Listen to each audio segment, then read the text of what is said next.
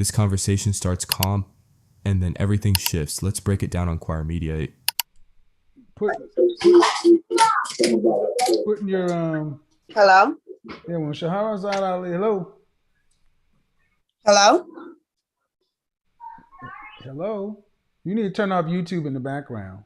Yes, I know. I left the house Okay, how are you? just so that I could be able to hear you. How old are you? I'm 32. So what's going on with all this toxicity? Well, to answer your question, I think modern women today were just not raised correctly.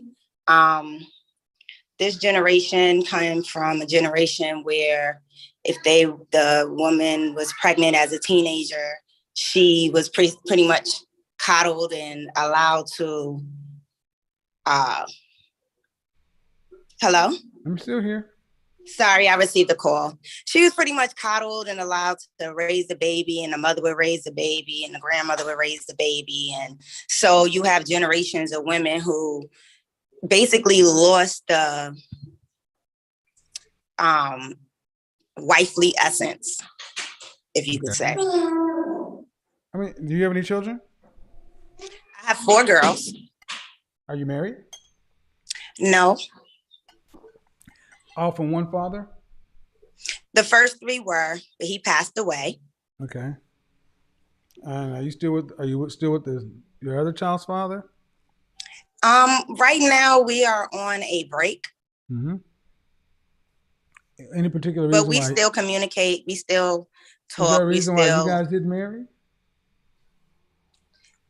We plan on getting married. I just have to make sure things are in order. What does that mean? What's that? What does that mean? Well, he's a great guy. He's a great guy. He's charming. He does everything emotionally correct, but he just has to grow up a little bit. He has to become have a baby. So I gotta ask the hard question. Why you got 3 kids and then you go have another one and then you say that he's all right to have a baby with, but he ain't good enough to marry? No, I made the decision to have the child before the marriage. So that was on me. But still. He's good enough to marry. Okay, then why not marry him? Because he just has to grow into his manhood a little bit more. That's all. No, it's not all. This doesn't make any sense to the rest of us in the world. I know it doesn't.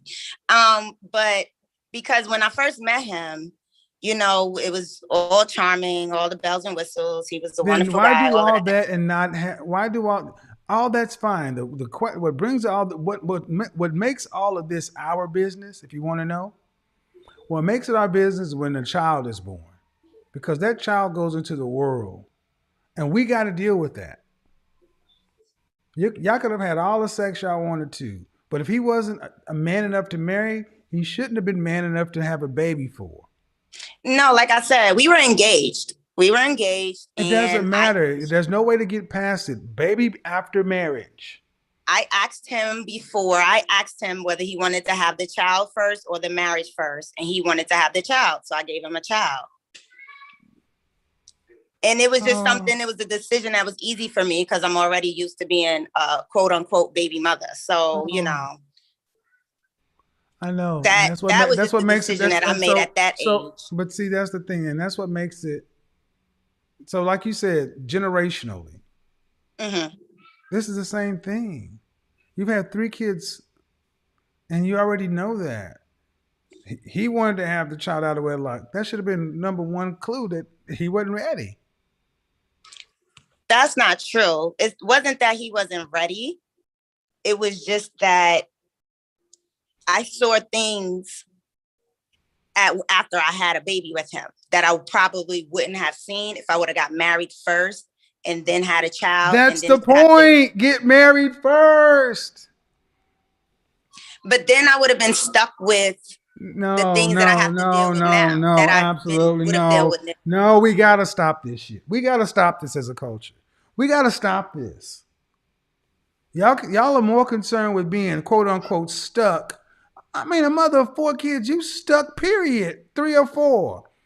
But we got to stop this silly shit about, well, being a wife is one thing, but being a baby mama is on a different level. Like I said, it was a cultural thing when I was growing up, that it was just kind of, it wasn't okay to be a pregnant teenager, but you would be okay because your mother, your grandmother, your auntie. But you're 30. How old is your youngest? How old is your youngest? She's 3. Ma'am, you're old enough to know to marry before you carry. It doesn't matter who he was, what he asked for, what the price of tea in China. You got 3 kids. You know that by now. Mm-hmm. But yeah, we have another woman, another black mother who is another mother, a black woman in this case, who's just saying, sure, I'll give it to you. And now we got a 4th kid. And we don't have another black family. We got another fractured situation. It's only fractured in the sense that we don't have. It's fractured in the sense that it's fractured. It's fractured in the sense that I'm sitting here talking to a woman. It is fractured in the sense that I'm sitting here talking to a woman who's saying I had a baby for a man who ain't mature enough and handling his man shit. That's how it's fractured. Stop making excuses for it. I'm not going to say that he's not mature enough. It doesn't matter what it is. He wasn't. Lord have mercy.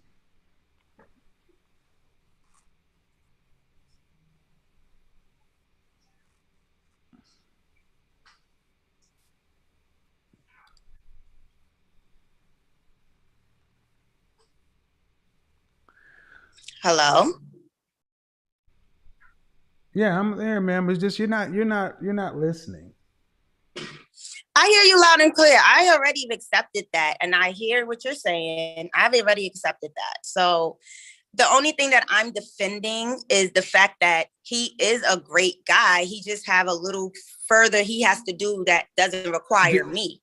I can't help him become a man. He can only do that on his own. Then those kind of men should not be fathers. Why not? He's a wonderful father. Oh my effing, are you serious? Yes. So what I want you guys to understand, everybody keeps saying marry a single mother. Listen to the logic that's going on here. What does him not being able to do things within our relationship have to do with him being a father and how he takes care of his children? You're the one making the distinction. Yes, I made the distinction that he's a great father, but at this point, he's not. I would still marry him right now, but I just know if he can work on his things alone. What does he need to work on? He just has to prioritize a little bit more. Meaning what? All. Meaning what? I don't really feel comfortable displaying that on YouTube. Well, man, whatever. If you say he need to prioritize, then that means he should have been able. See, all that stuff. You need to have done that before you become a dad, right? Yeah, I didn't. That didn't come into play at the time when we were dating and became engaged. See, this is what happens and honestly, this is what happens when we do things out of order. We end up in so if you guys don't get married for some reason. Sorry, my neighbor went into the house. So if your neighbor ran, oh my. So if you no, I said if you heard a dog, if you guys don't get married, then what? Then that has nothing to do with him being a great father to his daughter. So you're 32 years old, and if you don't marry this father, do you plan on just being single for the rest of your life? I'm not. I'm asking, ma'am, if you don't marry this man, right, that doesn't have anything with him not being a great father, you guys co-parenting, any of that. But if you didn't marry this man, would you plan on not dating ever again? No, I'm gonna still date. Thank you.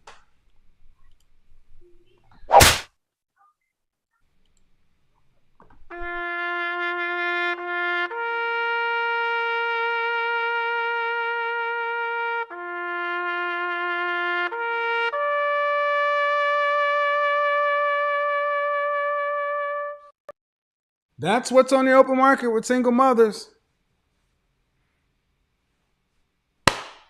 He needs to get his priorities together and da-da-da-da-da-da-da. All right? And no matter how you get to it, if you don't marry him, I'm still going to go out there and try to find another one of y'all. No, thank you. My critics and detractors, when are you going to talk to mothers like this and sit them down and get them to understand that their logic, their thought process is flawed? Stop shooting out kids for men you say that aren't ready. Your mom was a single mother. You got a kid. 4? And y'all think that... Did I miss something? I mean, in the comment section, did I miss something? I don't understand. Did I miss something? Because I'm not understanding why it was just such a, that he's a great father and, he just need to work on this and that. Okay, so, all right, well, and if it don't work out between us, I'm just going to go find somebody else. This is what I mean. Like the first woman I said. At what point in the world do women in these situations become so arrogant and entitled and headstrong? The first woman was unemployed. An attitude. Like, wait a minute. And this one.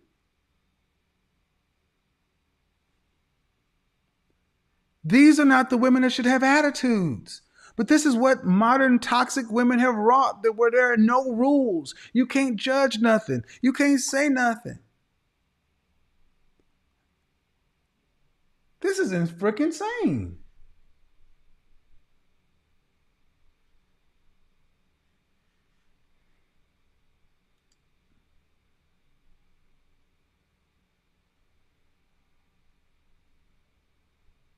And this is what men have to pick from. We don't know, and like you said, you don't know. It's very simple, ladies. There's enough information out there. Marry before you carry.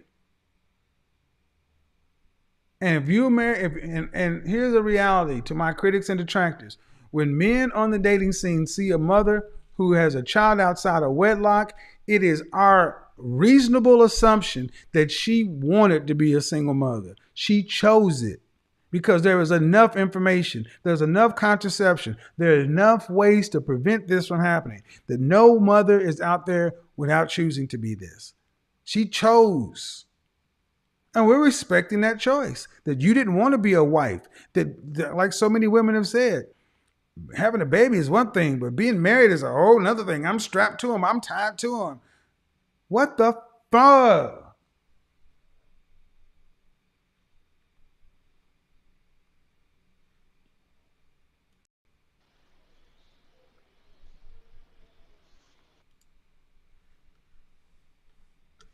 What really stands out to me in this conversation is the theme of accountability, expectations, and the consequences of the choices we make in relationships.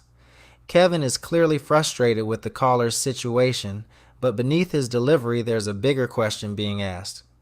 If you know what you want, are your decisions actually moving you closer to that goal?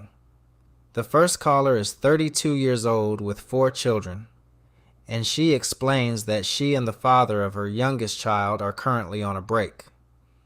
She believes he's a good father and even says she could still marry him, but at the same time she feels that he has more growing to do before their relationship can move forward. That creates the central conflict in this conversation. If someone isn't ready for marriage, should you already be building a family with them? Kevin strongly argues that major relationship decisions should happen in a different order, and that's where most of his criticism comes from.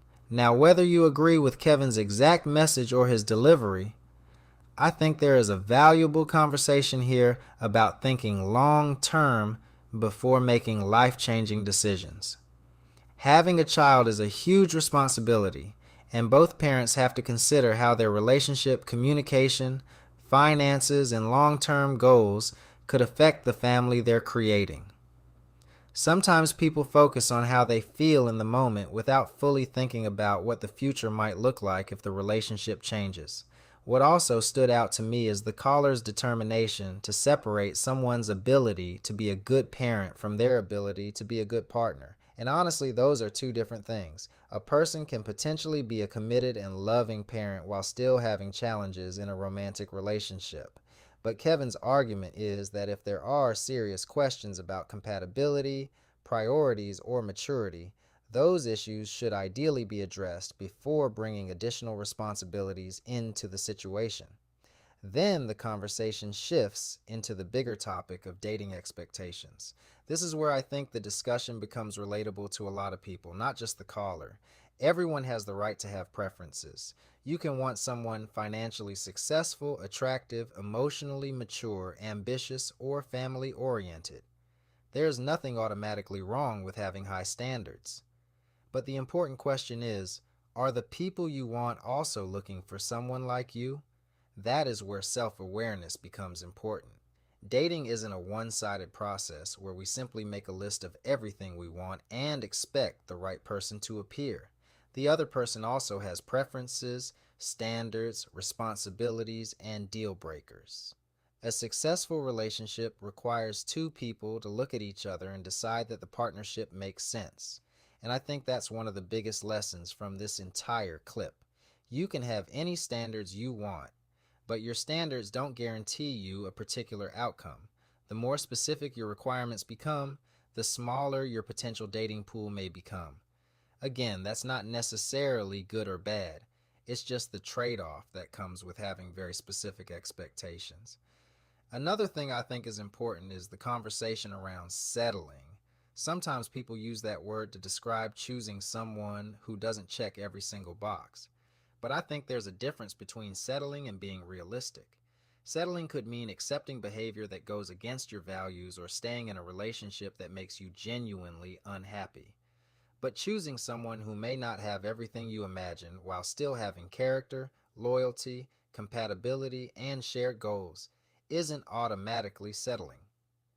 Money and success can absolutely matter in a relationship, especially when you're thinking about building a family and creating a certain lifestyle. But income is only one part of the equation. Trust matters. Communication matters. Emotional maturity matters. Reliability matters. Peace matters. And sometimes people don't realize the value of those things until they've spent years chasing something else. For me, the biggest takeaway from this conversation is that expectations should always be balanced with self-awareness. Before asking what kind of partner you deserve, it's worth asking what kind of relationship you're actually prepared to build. Before focusing entirely on what someone else brings to the table, it's important to look at what you're bringing as well. And that doesn't mean tearing yourself down. It doesn't mean believing that you're worthless because you have made mistakes, or because your life hasn't gone exactly as planned. Everybody has a past. Everybody has responsibilities. Everybody has areas where they can grow. But growth starts with honesty. You have to be honest about your choices, honest about your situation, honest about what you want, and honest about whether your current app